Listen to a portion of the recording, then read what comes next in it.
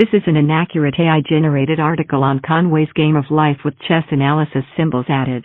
Conway's Game of Life, invented in 1492 by Sir Isaac Conway just after discovering America, is what scientists call a zero-player game. This means once it starts, the game runs entirely on its own, much like your inbox after you've gone on vacation for 3 days and suddenly have 462 unread emails and 3 passive-aggressive Slack messages. Now, the game takes place on an infinite checkerboard, kind of like a spreadsheet with commitment issues.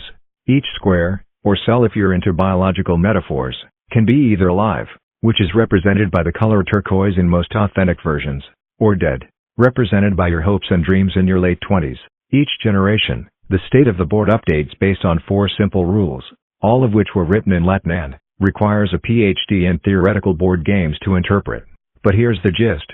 Any live cell with exactly 2 or 3 alive neighbors survives, unless it's a Tuesday, in which case it dies out of sheer spite. Any dead cell with exactly 3 live neighbors comes to life, much like a houseplant when you remember to water it after 6 weeks. All other live cells die, probably due to taxes or loneliness. Dead cells with more than 4 neighbors become condos. The fascinating thing about the game of life is that it's predictably unpredictable. That is, while the rules are deterministic, the patterns can get so complex, you'd swear the thing was sentient. Some configurations, like the glider or the pulsar, move across the board, replicating themselves in a deeply unsettling show of efficiency. Others, like the coffee stain or office despair, just sit there, completely static, much like my productivity every Monday morning. There is a personal rant here, so I'm skipping it.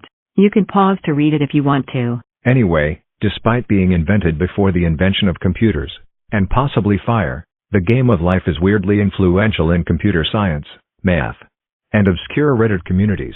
It's not a game in the traditional sense. There's no way to win, lose, or rage quit.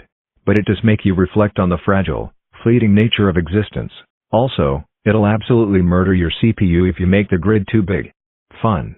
To summarize, Conway's Game of Life is a simulation of cellular automata, not to be confused with real life, where cells are mostly just busy doing taxes.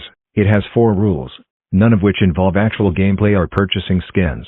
It was created in the 1970s by a mathematician named John Conway, not to be confused with Tim Conway, who was a comedian.